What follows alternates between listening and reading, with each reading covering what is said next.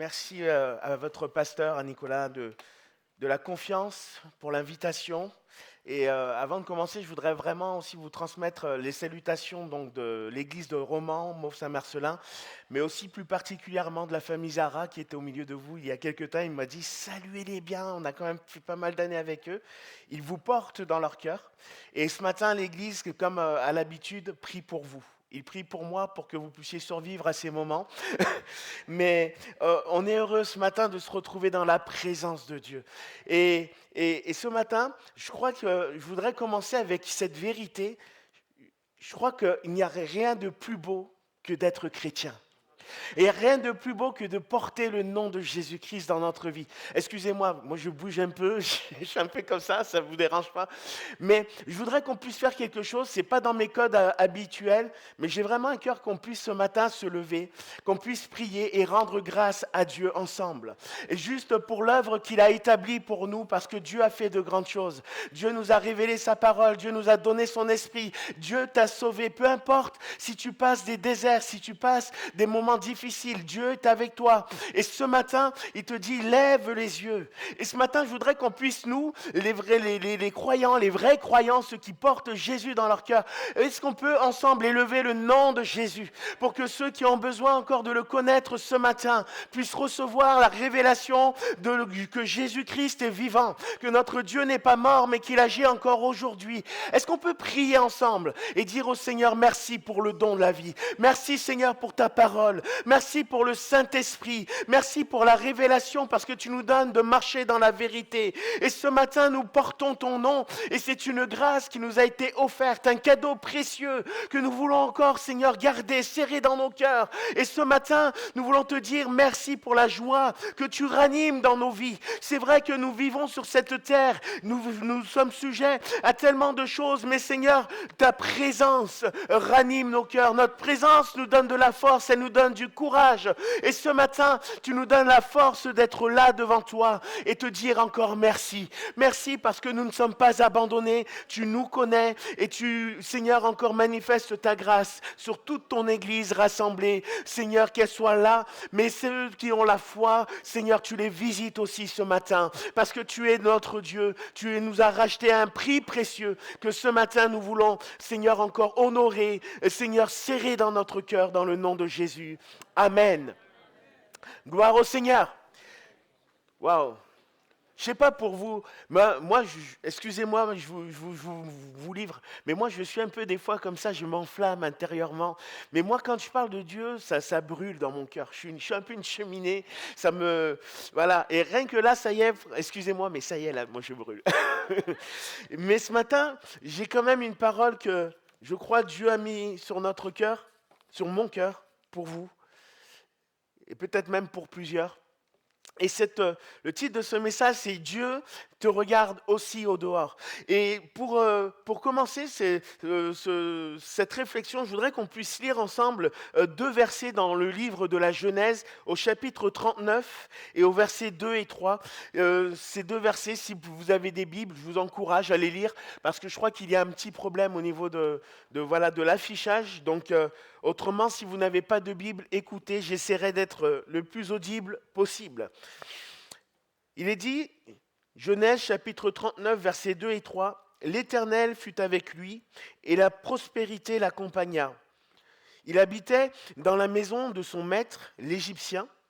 Son maître vit que l'Éternel était avec lui, et que l'Éternel faisait prospérer entre ses mains tout ce qu'il entreprenait. » Je vous lis juste le verset 4. « Joseph trouva grâce aux yeux de son maître, qui l'employa à son service, l'établit sur sa maison, et lui confia tout ce qu'il possédait. » Amen. Voilà quelques versets où au premier abord, ça a l'air d'être très encourageant, ça fait du bien d'entendre ces quelques mots. L'Éternel fut avec Joseph et la prospérité l'accompagna. Ça, c'est la finalité. On aimerait tous cela. Mais je voudrais juste dire qu'avant d'en arriver là, il y a eu tout un cheminement dans la vie de Joseph qui a fait que Dieu était avec lui.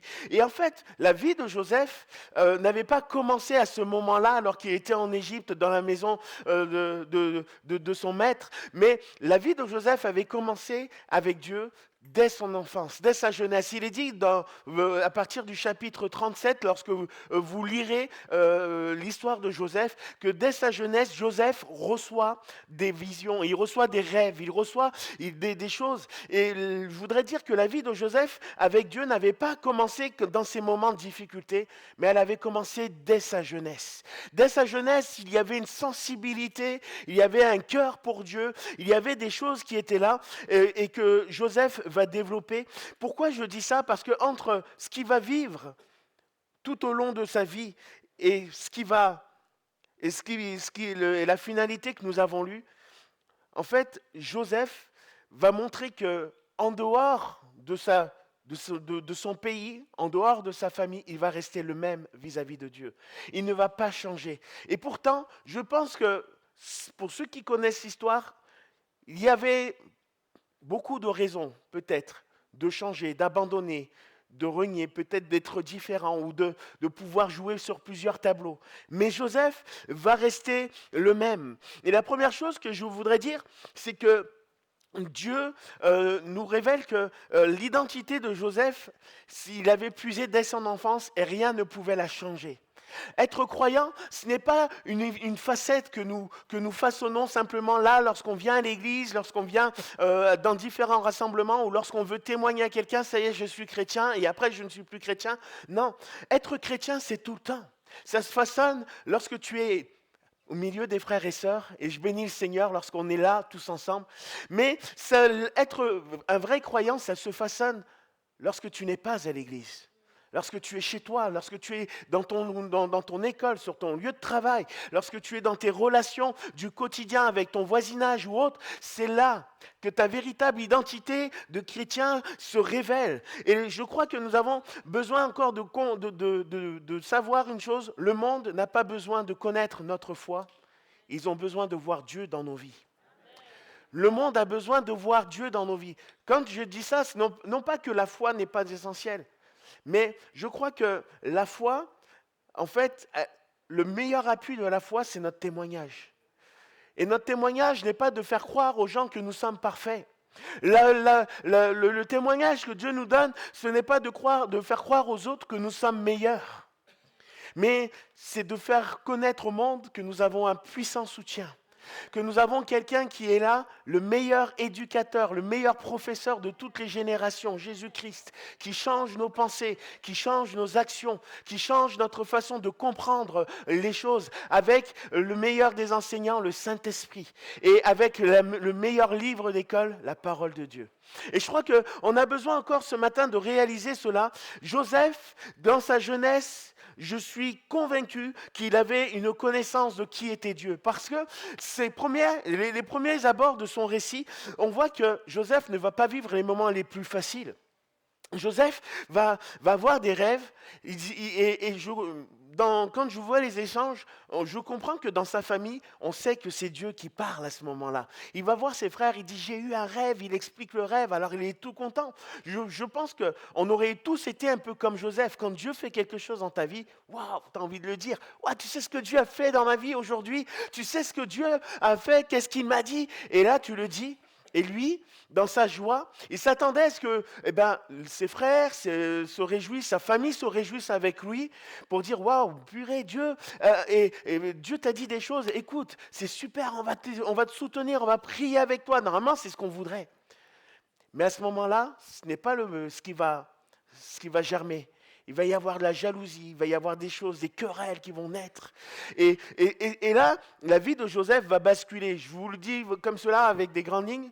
La vie de Joseph va basculer parce qu'à cause de la jalousie, Joseph va être jeté dans une citerne, vendu comme esclave, fait passer pour mort auprès de son père.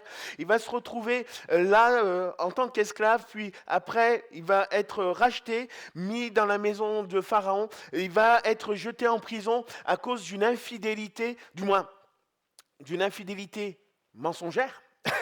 Hein, il va se retrouver là aussi rejeté, oublié par les chansons en prison et le panetier. Et il va après se retrouver là, avec tout cela, malgré tout, devant, après son maître en Égypte, et Dieu va le faire prospérer. Mais avant qu'il prospère là, Joseph va prospérer dans d'autres chemins. Et je voudrais dire que ces chemins, il va les vivre, mais seul. Quand il arrive en Égypte, Joseph, il est sans famille. Il n'a plus son père, il n'a plus ses frères, il n'a plus sa mère. Il est tout seul. Il n'a plus de repère spirituel. Son père, c'était un peu son mentor. C'était un peu son exemple. D'ailleurs, il lui avait même fait une belle tunique. Et il n'avait plus cette tunique. Il n'y avait plus rien.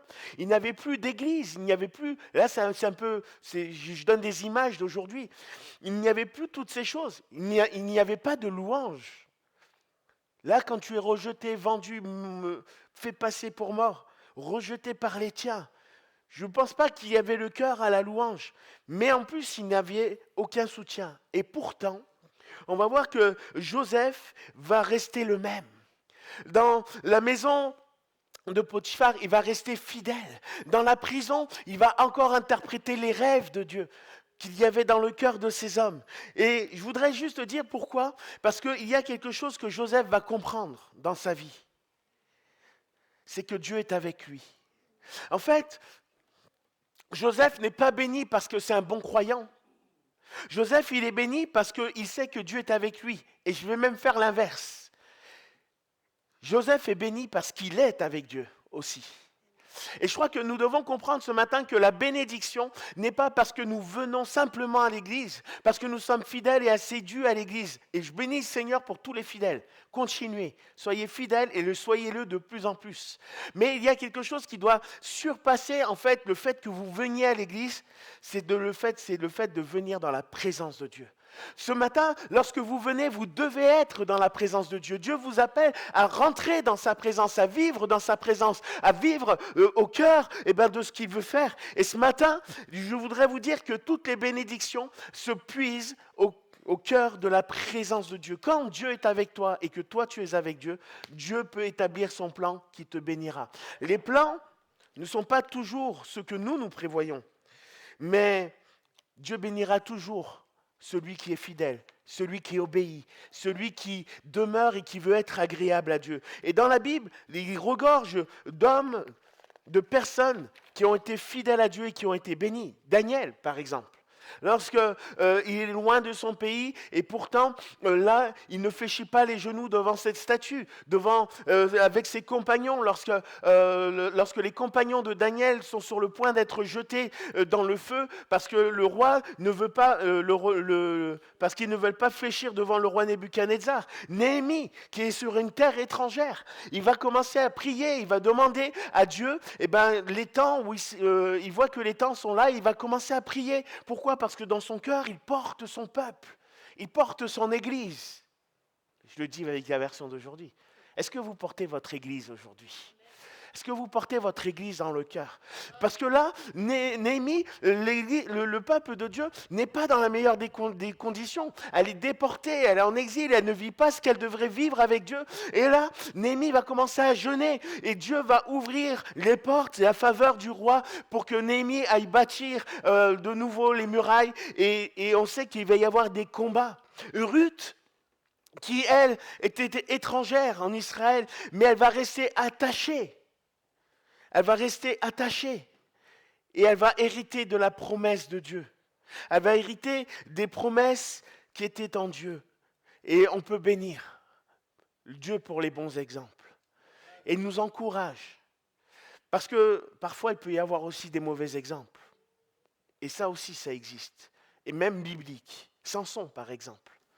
Samson est l'exemple de celui qui avait reçu de Dieu, mais parce qu'il n'a pas été fidèle dans les paroles qui lui ont été données, il va mal finir. Élie aussi, qui va aussi mal finir parce qu'il va être trop laxiste envers ses enfants, le sacrificateur, ou même le roi Saül, choisi par Dieu au début, mais qui va finir par tomber.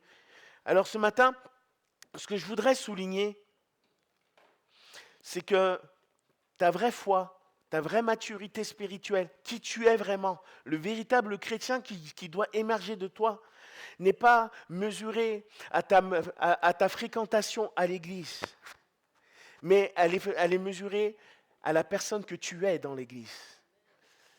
Il y a des personnes, ils seront toujours là dans l'église, mais ils seront comme, excusez-moi, mais comme absents.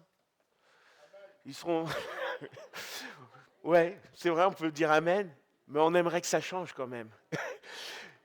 Il faudrait qu'on comprenne que ceux qui viennent, Dieu vous appelle à être des véritables acteurs.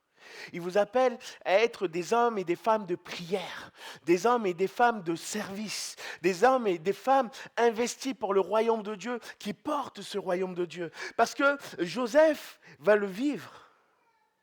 Et ce qui va déterminer l'attitude de Joseph ne va pas se déterminer dans l'église, mais lorsqu'il est dehors. Ce qu'il fait, il le fait quand personne ne le regarde. Et c'est là que Dieu va tracer son chemin.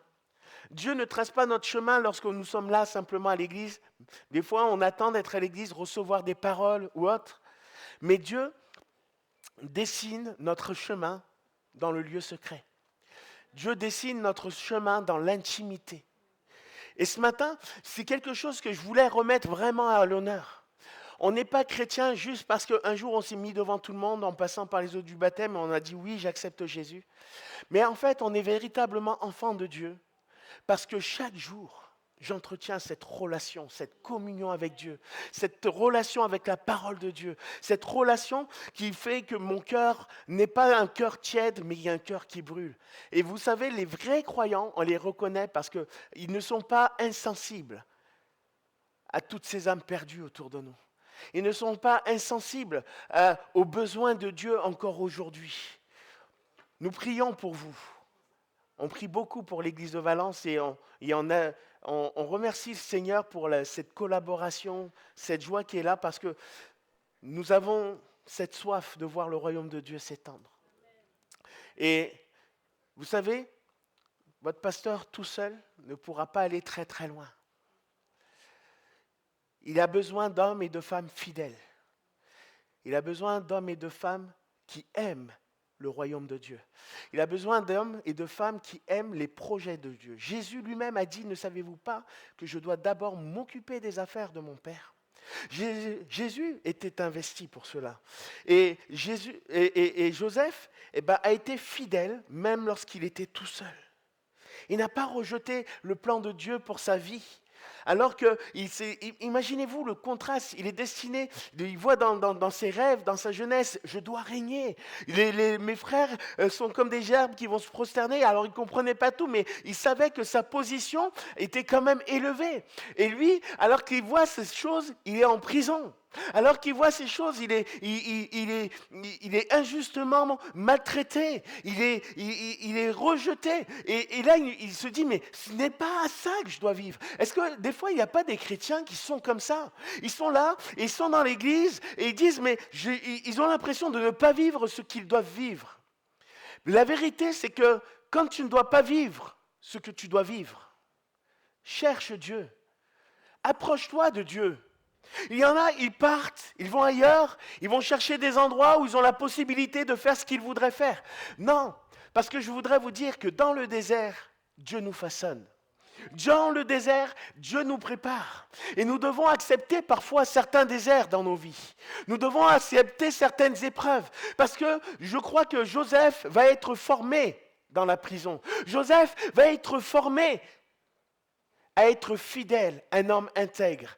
Parce que pour devenir l'homme qui va devenir, il va falloir que le pharaon puisse placer en Joseph une totale confiance.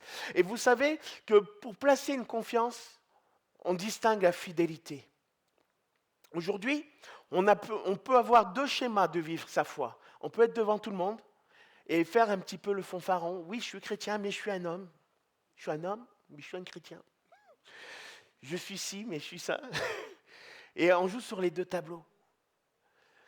Mais en fait, Joseph n'a jamais changé. Il a toujours été un homme sensible à la voix de Dieu. Dans la prison, il va dire, je connais quelqu'un qui peut interpréter les rêves. Et il va prier, alors qu'il est en prison. Et il va donner l'interprétation des rêves. Et là, il se dit, certainement que ma porte de sortie, elle est là. Et là, il va se retrouver oublié, encore 2 ans et demi. Et à un moment donné, c'est Pharaon qui va avoir des rêves. Et alors que là, il va y avoir quand même des moments difficiles parce que Pharaon est en train de, excusez-moi, mais un peu d'exterminer tous ceux qui ne peuvent pas apporter une véritable interprétation. Joseph dit, mais moi je connais quelqu'un. Je connais quelqu'un qui peut te donner le sens de ton rêve. Je crois qu'aujourd'hui, nous l'Église, on doit être cette voix qui dit à ce monde, on connaît celui qui donne un sens à ta vie. On connaît celui qui donne un sens à l'existence. Tu dis, qu'est-ce qui se passe aujourd'hui? Moi, je voudrais te dire. Ce qui se passe, c'est que Jésus a annoncé, la Bible annonce, que l'homme, la folie de l'homme va grandissante et qu'elle va détruire tout ce qui est sur son passage. Mais la foi en Jésus va changer le cœur de l'homme et le placer dans un autre royaume. La pensée, le cœur, le Dieu va te prendre et te placer dans une autre direction. Et c'est pour ça qu'il y a un détachement.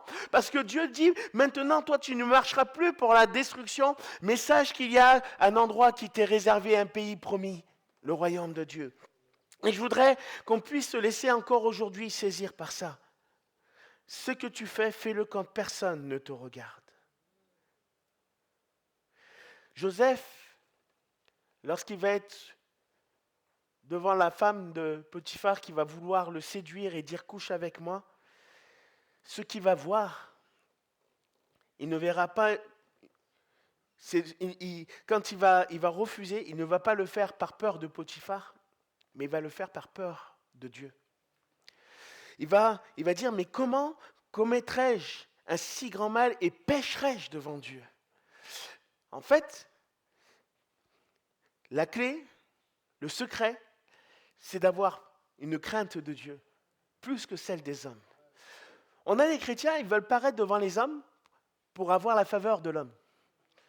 Mais lorsque tu as la crainte de Dieu, tu auras la faveur de l'homme. Et oui, en tout cas dans l'Église. Et je crois que quelque chose qui doit être important aujourd'hui, c'est d'avoir une crainte de Dieu. Dieu nous regarde, pas simplement dans l'Église, mais il nous regarde lorsque nous sommes dehors, dans les lieux secrets, dans notre lieu de travail, lorsqu'une tentation vient. Vas-y, prends, personne ne te verra. Non, prends conscience que Dieu est partout et qu'il te voit. Et parce qu'il va avoir cette conscience, il va rester fidèle. La tentation, je voudrais dire aujourd'hui, elle a toujours un objectif dans notre vie. La tentation, l'objectif, c'est de détruire notre avenir, c'est de détruire la destinée que Dieu nous a donnée avant qu'elle ne mûrisse, avant qu'elle ne soit établie, qu'elle soit ferme. La femme de Potiphar, elle va tenter parce qu'il est jeune, il est beau, et elle doit se dire certainement ça va être facile de le séduire. Mais la foi, la crainte de Dieu dans le cœur de Joseph, ce désir de plaire à Dieu, ce désir d'être intègre, va prendre le dessus et va donner la victoire sur la tentation. Est-ce que vous comprenez ce que je suis en train de dire? En fait, quand tu as des combats, ce n'est pas toi qui arriveras à avoir la victoire, mais c'est comment Dieu vit dans ton cœur qui t'aidera à vaincre tes tentations. La pureté va influencer l'avenir de Joseph. Il va se garder pur. Et beaucoup de personnes vont être là. Et moi, je voudrais vous dire, est-ce que vous savez que se maintenir pur, être intègre, rester fidèle, choisir de rejeter le péché plutôt que de le côtoyer, attire sur nos vies la bénédiction de Dieu? Je vous dis peut-être des choses elles ne sont pas nouvelles. Mais moi, je voudrais juste rappeler ces choses parce qu'elles sont vraies. Nous, les enfants de Dieu, vous les croyants, peut-être ça fait 10 ans, 15 ans, 6 mois, je voudrais vous dire que Dieu prend plaisir à l'obéissance plutôt qu'au sacrifice. Dieu veut prendre plaisir à qui tu es, à ce que tu es dans le lieu secret, ton intégrité, ta fidélité, ta pureté morale, spirituelle. Dieu veut prendre plaisir en cela et te bénir à travers cela. Et je voudrais vous encourager, ne soyez pas dans le compromis. Ne vous dites pas que parce que personne ne me voit, l'Église ne sait pas, je peux me permettre ces choses. Non, Dieu nous voit. Et lorsque nous ne sommes pas bénis, parfois, c'est parce que Dieu sait ce qui se passe dans le secret. Et Dieu veut nous rappeler que la vérité nous affranchit. La vérité nous bénit. Et Jésus veut nous bénir. Il y a des personnes qui ont été intègres et qui ont marché dans la vérité. Job. Eh oui, Job. Abraham est resté fidèle à Dieu. Eh oui. Et je voudrais quand même citer malgré tout David au début de sa vie. Il refuse de tuer Saül, bien alors qu'il en a régulièrement l'occasion. Il a l'occasion de mettre à terre son ennemi, mais il sait que Saül avait été choisi par Dieu et il se refuse de porter la main. Mais par contre, il y a des personnes qui ont apporté la malédiction sur leur vie. Ils ont apporté même la malédiction, excusez-moi, je vais l'étendre comme cela, sur leur famille. Il y a des personnes qui apportent aussi la malédiction dans leur église. Et de quelques exemples, parce que je ne veux pas parler de vous, ce n'est pas mon but, mais c'est bien de savoir qui a ces gens-là. Géasi, vous connaissez Géasi, serviteur du prophète Élie, et qui, lorsque Naaman va venir et qui va vouloir offrir les offrandes, le prophète refuse. Mais Géasi va user de sournoiserie et va venir derrière et va dire, écoute, mon maître a dit de revenir vers toi et que finalement, ce que tu avais prévu de lui donner, tu me le donnes. Non, non.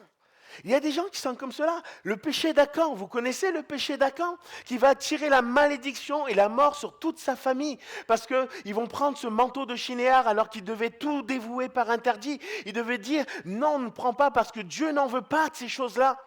Et ils vont quand même prendre le manteau et à cause de cela, toute sa famille va tomber.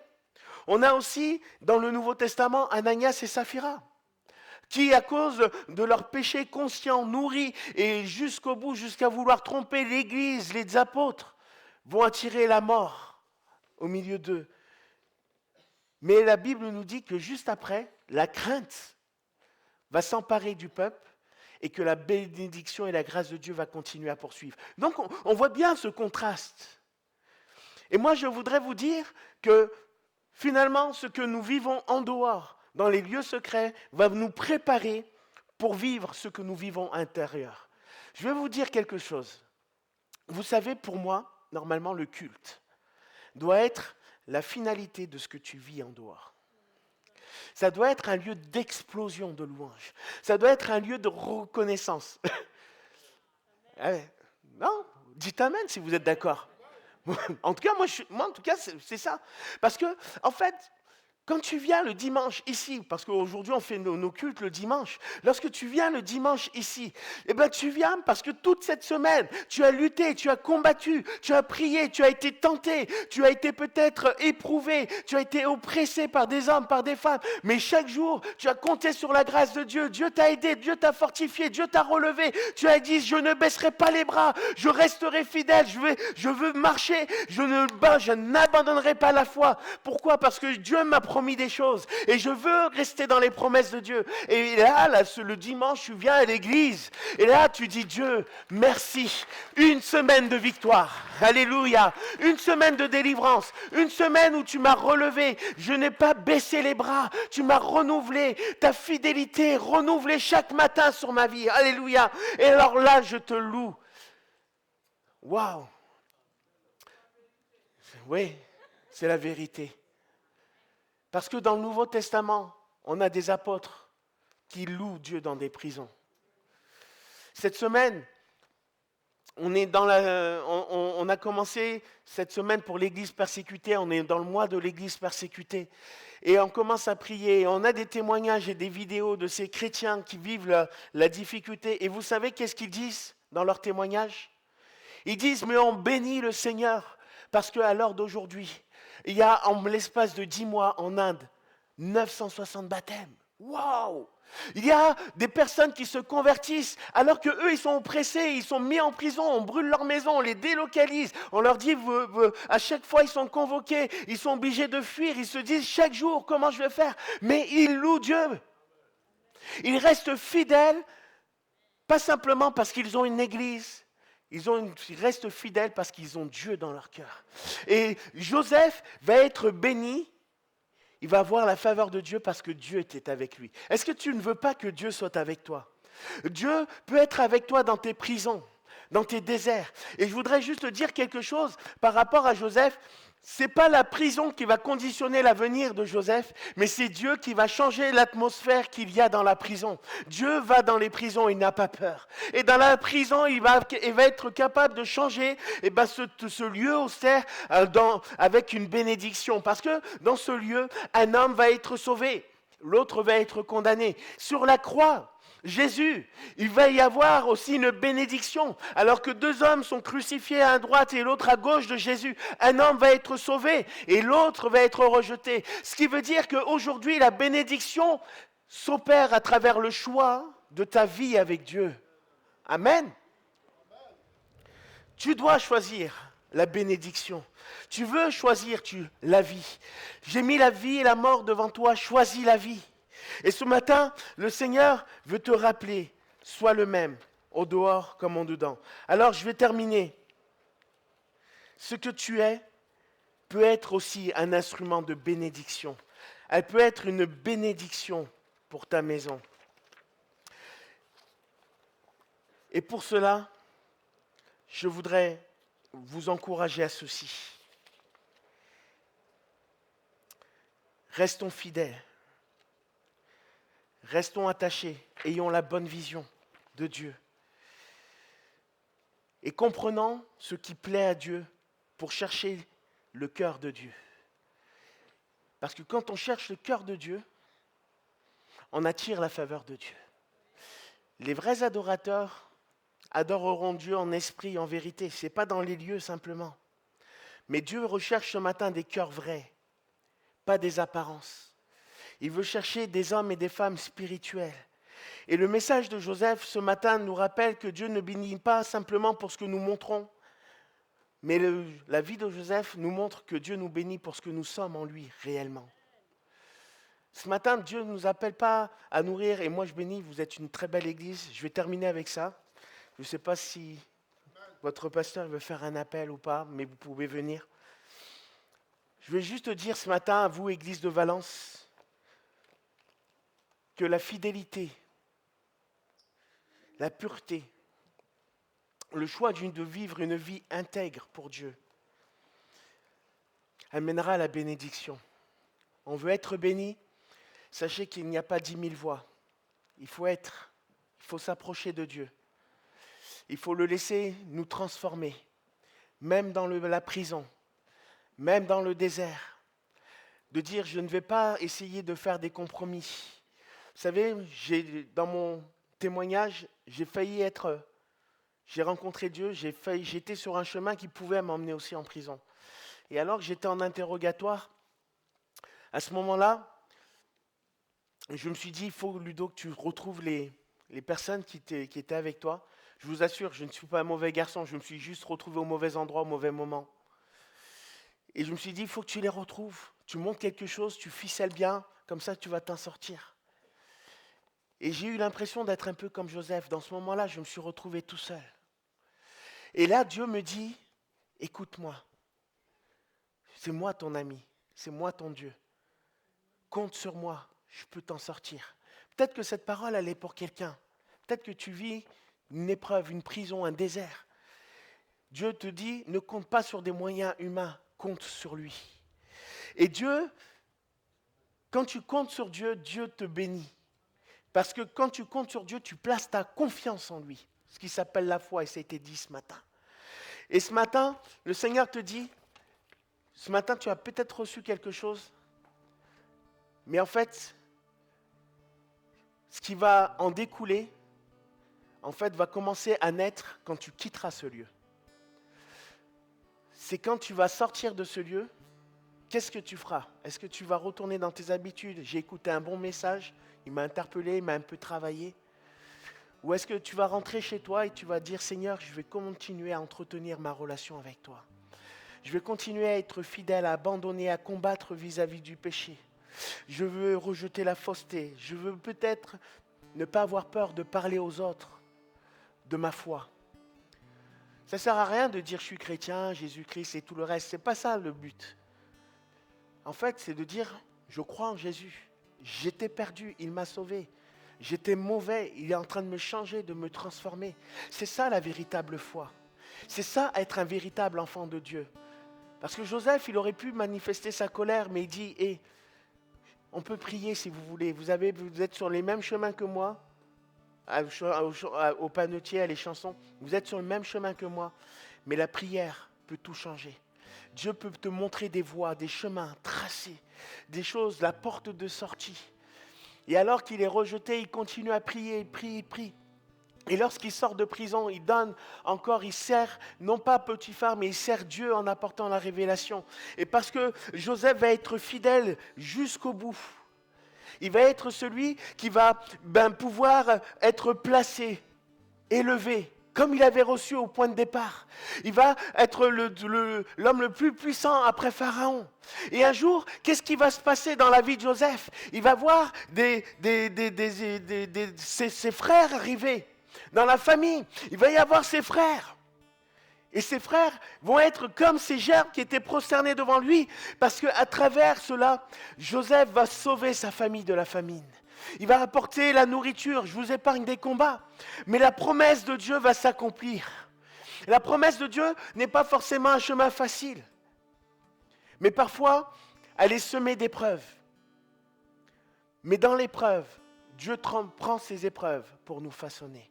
Et ce matin, il nous dit, à vous, à moi, acceptons ces chemins, acceptons ces injustices, acceptons ces choses.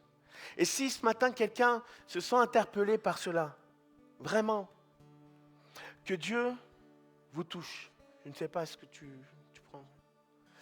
Je voudrais qu'on puisse prier ce matin pour vous, avec ceux peut-être qui ont juste une vie chrétienne d'apparence. Ce matin, Dieu vous a vu. Donc, plus rien à cacher, on est entre nous. Et ce matin, je voudrais qu'on puisse prier pour vous parce que je voudrais que vous preniez conscience ce matin que la bénédiction, que ta position de foi, ta façon de vivre dans l'église, chez toi et dehors, peut avoir un impact dans ta famille, dans ta vie et dans ton église. Si tu veux bénir ton église, si tu veux être un instrument de bénédiction entre les mains de Dieu, je voudrais t'inviter à te lever. Mais je voudrais aussi inviter peut-être à ces personnes qui sont dans des épreuves, des vallées, des déserts. Il a été fait mention de ces choses-là dans les dons spirituels. Ce matin, peut-être te dire que tu es comme Joseph. Sache qu'avant la promesse, il y a le désert. Et Dieu veut te dire ce matin, ne baisse pas les bras. Et je voudrais peut-être t'inviter à te lever, on va prier ensemble avec vous, pour vous. Et je crois que Dieu va vous redonner du courage, des forces renouvelées. Et Dieu veut vous dire, dans l'épreuve, sois fidèle. Tu n'es pas abandonné, je suis avec toi dans la prison. Je peux te donner des forces dans la prison. Je peux t'utiliser dans la prison. Ce n'est pas parce que tu es au cœur de la tourmente que tu ne sers plus à rien. Non. Sois fidèle. Reste attaché. Et ce matin, je voudrais appeler des hommes qui veulent rester fidèles, être fidèles à Dieu, à se lever. Parce que ta fidélité va former l'église de Valence. Ta fidélité, ta façon de vivre, ta façon de servir va former cette église. Si tu veux faire partie de ce peuple que Dieu veut utiliser encore aujourd'hui, je voudrais vous inviter à vous lever. Et on va prier le Seigneur. Amen. Voilà, quelques personnes se sont levées. Pour d'autres, peut-être que cet appel, c'est juste, ce matin, reçois Jésus. Tu te dis peut-être que j'ai pas d'avenir, avec tout ce que je fais, Dieu ne peut pas me bénir. Je voudrais te dire, si, tu peux bénir Dieu. Parce que Dieu est mort pour toi ce matin. Dieu a donné sa vie pour toi. Mais ce matin, il voudrait aussi te relever. Seigneur mon Dieu, te remercions encore pour ta parole. Mais surtout ta présence que nous voulons encore remettre entre tes mains.